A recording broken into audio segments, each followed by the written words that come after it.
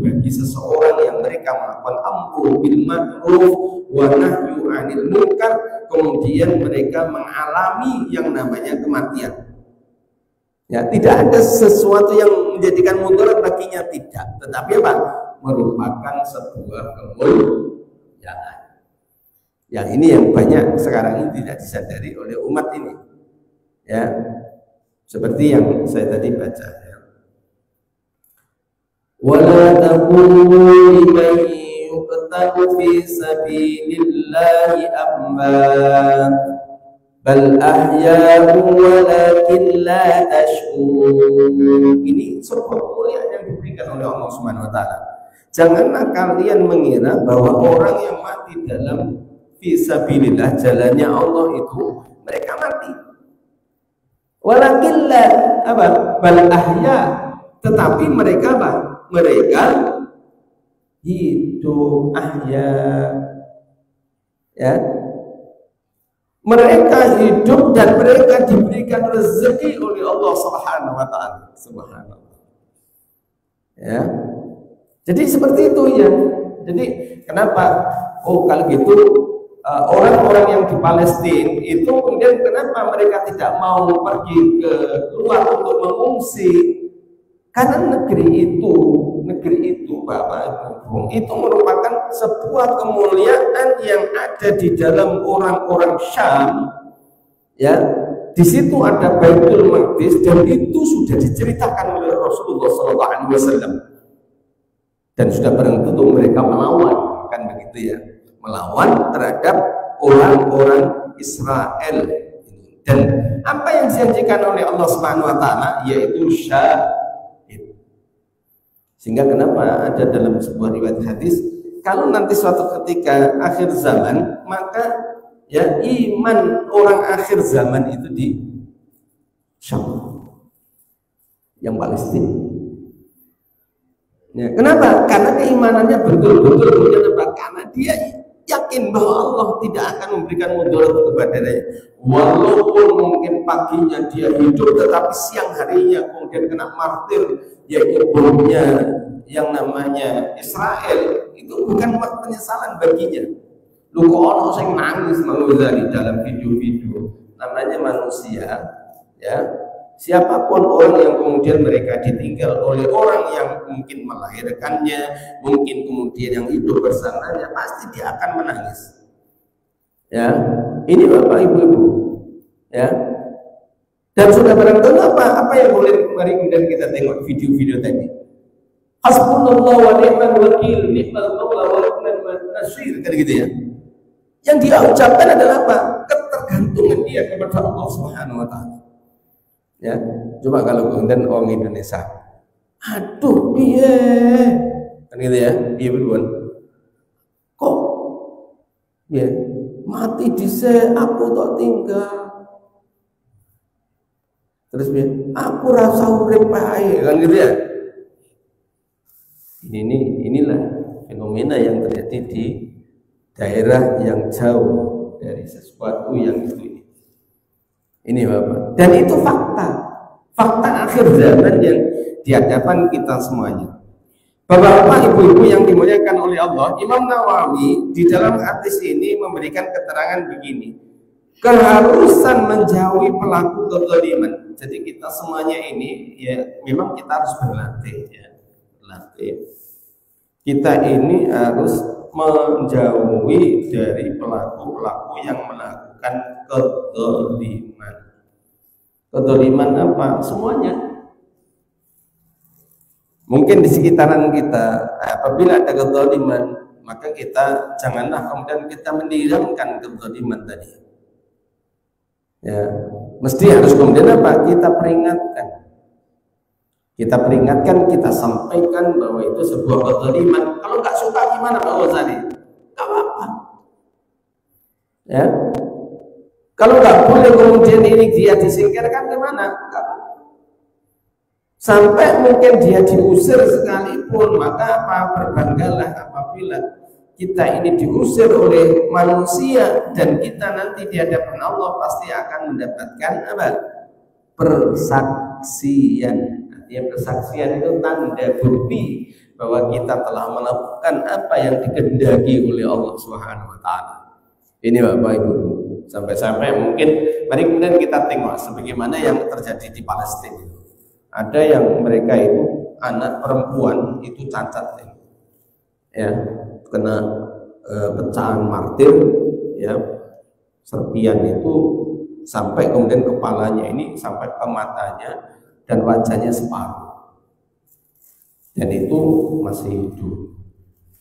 Bagaimana? Apakah kemudian waduh jelek jadi jelek? Enggak, tapi apa itu nanti akan menjadikan bukti di hadapan Allah Azza wa Jalla bahwa dia adalah keikutsertaan di dalam sebuah fenomena, mempertahankan kedudukannya di dalam kehidupan ini. Ini Bapak Ibu. Jadi memang hal yang seperti inilah yang kemudian kita harus kita harus berkaca dengan banyak hal yang menjadikan ibrah bagi kita. Jadi kita harus kemudian menjauhi pelaku kezaliman, memberikan peringatan dari bergaul dengan mereka. Jadi kita harus kemudian menyampaikan jangan sampai kita bergaul dengan orang-orang yang melakukan kezaliman. Loh Pak Ghazali, bagaimana kalau kondisi yang ada sekarang ini, orang yang berpangkat, orang yang tokoh, orang yang mereka itu punya kedudukan, malah kemudian mereka itu bersama-sama yang boleh, bagaimana? Bapak-bapak, ibu-ibu, memang kalau di dalam Al-Quran sebenarnya sudah diceritakan siapa yang mereka itu melakukan penentangan terhadap hukumnya Allah, siapa yang kemudian mereka itu selalu kemudian menjadi orang-orang yang melawan terhadap kebenaran para rasul-rasul dulu sampai mungkin sekarang ini.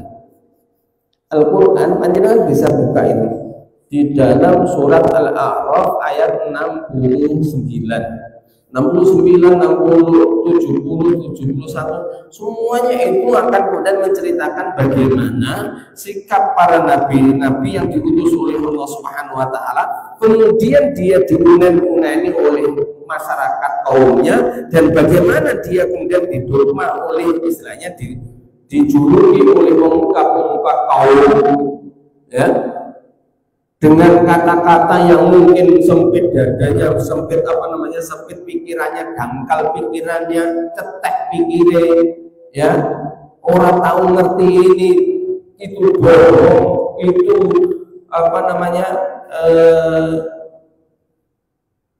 terlalu kaku. Itu semuanya bahasa-bahasa yang ada di dalam Al-Quran yang diucapkan oleh orang-orang yang mereka itu tidak suka terhadap hukumnya Allah Subhanahu wa taala. Jangan bisa buka surat Al-A'raf 69, dimulai dari ceritanya Nuh alaihissalam. Nuh alaihissalam diutus kepada kaumnya diperintahkan untuk taat dan patuh kepada Allah. Tidak ada sesuatu yang bisa disekutukan selain Allah Subhanahu wa taala, sehingga Allah tauhid, sehingga Allah satu. Apa yang kemudian, kenapa Nuh itu menyampaikan ini akhafu alaikum adzab yaumil azim? Yang disampaikan oleh Nuh mengatakan begini, sesungguhnya saya khawatir kalian nanti akan diadab oleh Allah Subhanahu wa taala di yaumil azim, yaitu di hari kemudian yang sangat besar. Apa jawabnya qaulul mala? Apa jawabnya para tokoh-tokoh yang memiliki kedudukan di situ? Maka panjenengan bisa buka itu di dalam ayat yang ke-70-nya. Ternyata apa? Oh, saya memiliki pemikiran kamu itu adalah orang yang sempit pikirannya. Ya. Sampai-sampai Nuh pun menjawabnya ballighukum risalati rabbi. Sebelumnya enggak, saya itu adalah utusan Allah ya, yang untuk menyampaikan apa kepada kalian semuanya risalah dari Rabbku ya.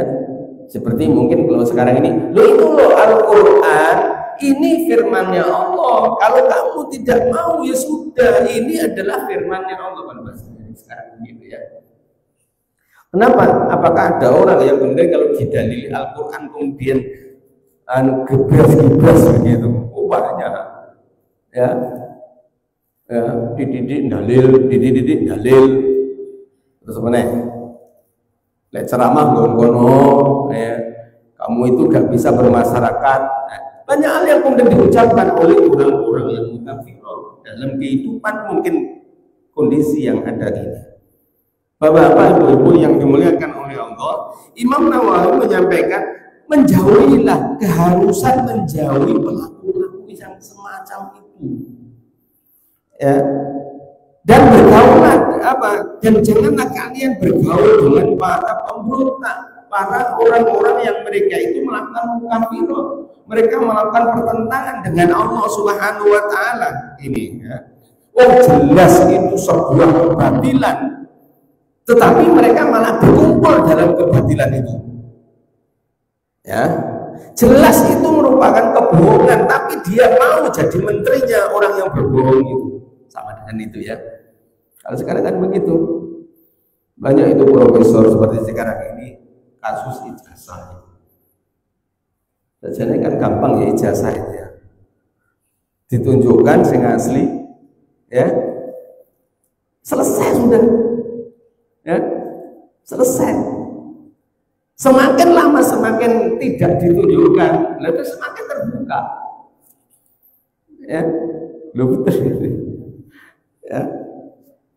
Dan itulah saudara ya, memang perjalanan kehidupan manusia begitu, dan kita ditunjukkan oleh Allah Subhanahu wa taala siapa yang mereka mengikuti mereka, siapa yang kemudian mereka itu menetapi dalam kebenaran.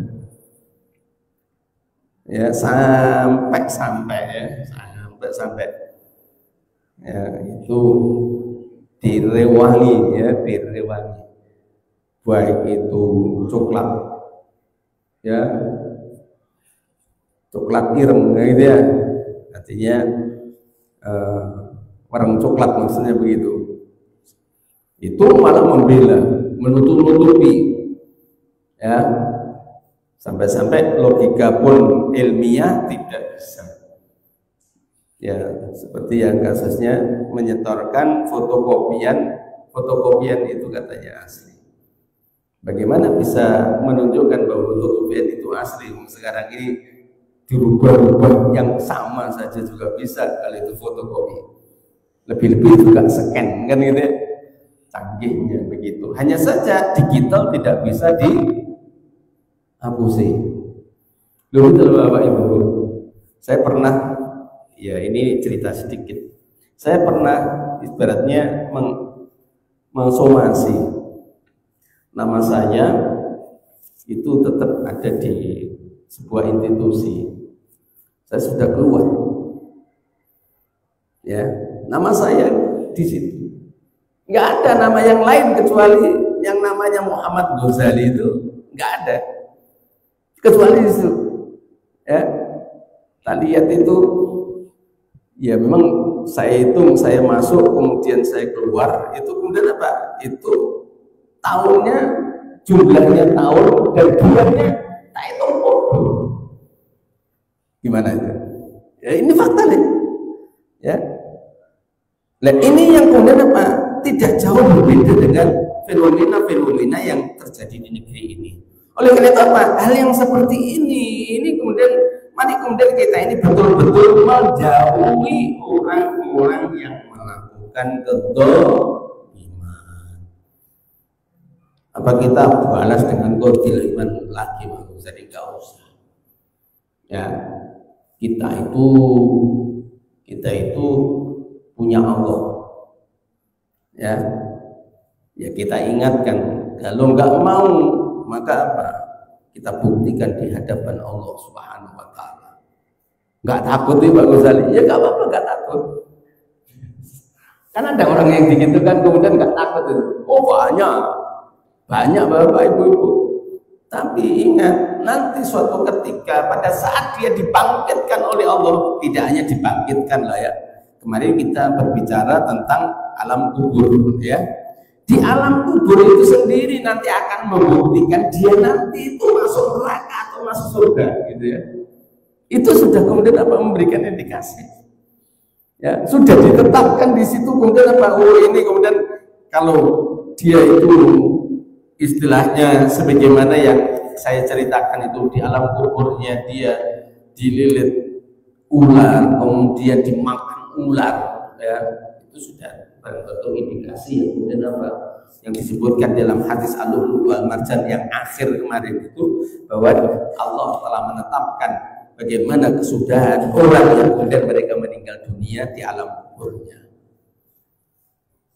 Oleh karena itu, ayo mari kita belum sampai itu, mari kita menata kembali kehidupan kita. Ada sesuatu yang sifatnya gaib, Bapak-bapak, Ibu-ibu, kita ini tidak boleh melampaui batas.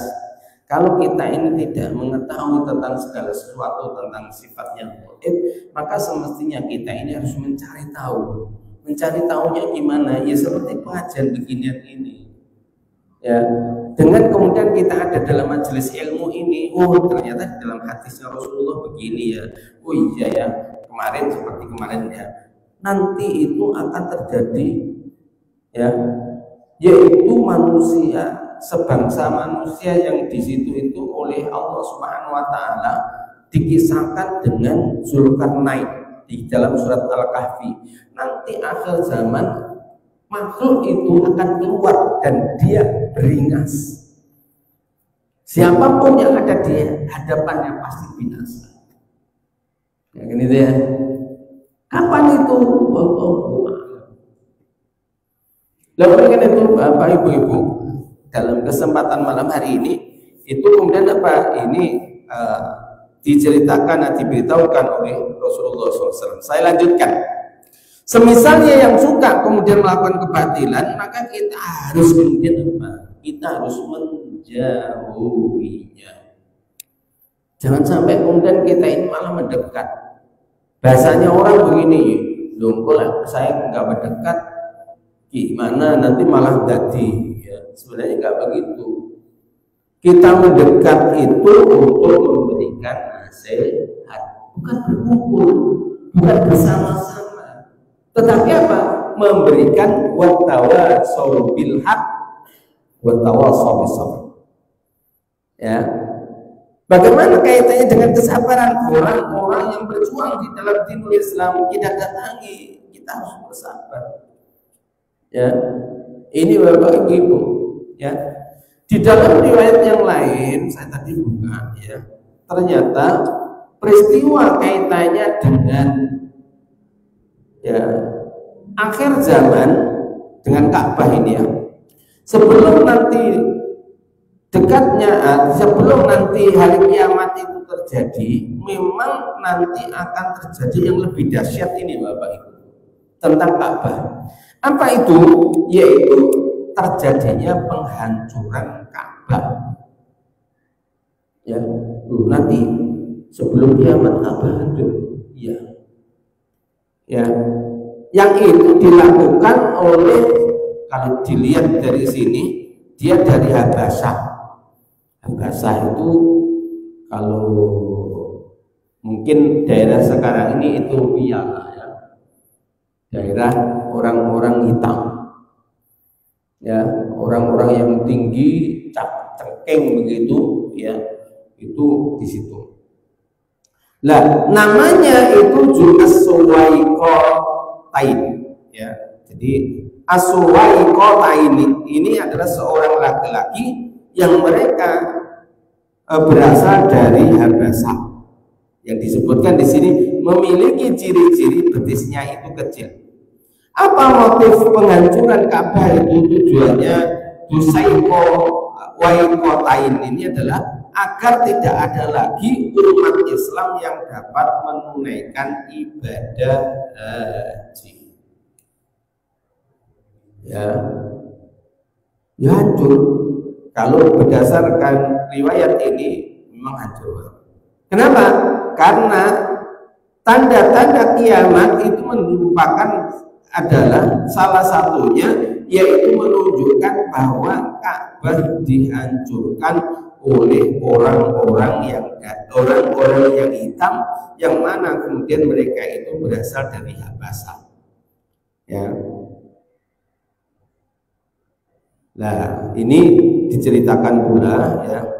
Kondisi sebelum penghancuran, sebelum Ka'bah dihancurkan, ibadah haji dan umroh itu akan ditinggalkan, bukan karena syariatnya dihapus, tetapi karena kondisi dunia yang kacau. Ya, dunia yang kacau. Kacaunya gimana? Sebenarnya sangat mudah Bapak Ibu. Seperti mungkin nanti ya, nanti muncul akan terjadi peradaban Islam. Ya, kapan itu peradaban Islam itu akan muncul? Tatkala peristiwa yang sekarang ini telah berlangsung, yaitu yang ada di mana? Di Palestina ini. Jadi rangkaian Bapak Ibu, rangkaian akhir zaman yang apabila kita tidak memperhatikan ke sana, sesungguhnya kita akan ketinggalan. Oleh karena itu saya sering menyampaikan kepada panjenengan, ayo kita menjadikan apapun yang kita miliki potensi kita, mari kemudian kita ini menjadikan pilar-pilar peradaban Islam yang itu akan muncul, yang dijanjikan oleh Allah Subhanahu wa taala itu. Ya, pasti terjadi Pak Ghazali, itu pasti terjadi. Nah, apa yang kemudian terjadi sebelumnya memang begini, kalau dari segi percaturan perpolitikan itu, jadi Saudi, ya, Yordan, kemudian Mesir, mereka itu kenapa? Mereka berkompromi dengan Amerika dan Israel. Ya, Amerika sendiri kenapa dia ikut-ikut ya dengan Israel kemudian memerangi Islam? Karena mereka banyak orang Yahudinya, ya, Yahudi, sehingga parlemennya yang ada di Amerika itu mayoritas Yahudi. Kenapa kaitannya dengan BTC itu kemudian menjadikan pilot proyeknya Amerika untuk membasmi kaum muslimin? Karena di situ juga lagi-lagi Zionis Yahudi yang kemudian merancangnya. Dan beberapa waktu dekade tahun 2010-an ya, itu kan terbongkar siapa sesungguhnya yang menghancurkan itu. Apakah Usama bin Laden? Ternyata tidak, ya. Dan juga itu muncul dari orang Zionis sendiri. Memang direkayasa itu semuanya, kemudian apa? Dikatakan bahwa yang melakukan adalah Usama bin Laden. Ya, banyak tipu-tipuan yang kemudian itu terjadi Bapak Ibu, sampai negeri ini pun kena tipuan, kan gitu ya, kena tipuan. Dan banyak diantara orang-orang Muslim sendiri ngomong ngalor ngidul kaitannya dengan terorisme dan radikalisme.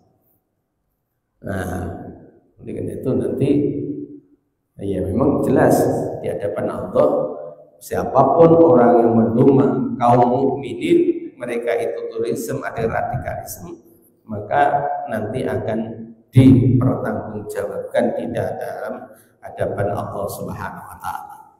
Saya lanjutkan Bapak Ibu. Di dalam riwayat yang lain, ya, di dalam riwayat yang lain, bagaimana ya kaitannya dengan robohnya Ka'bah di akhir zaman itu? Ternyata diceritakan di situ, ya, Ka'bah itu dihancurkan oleh Suwaikotain, ya, dari Habasah, di mana apa? Perhiasannya itu dirampas dan lepasnya kain penutupnya. Jadi diambil itu kain penutup. Seakan-akan aku melihat kepalanya itu bodak dan bengkok, tulang persendiannya. Ia menghantam Ka'bah dengan cangkul dan sekopnya, artinya alat-alat yang mereka miliki.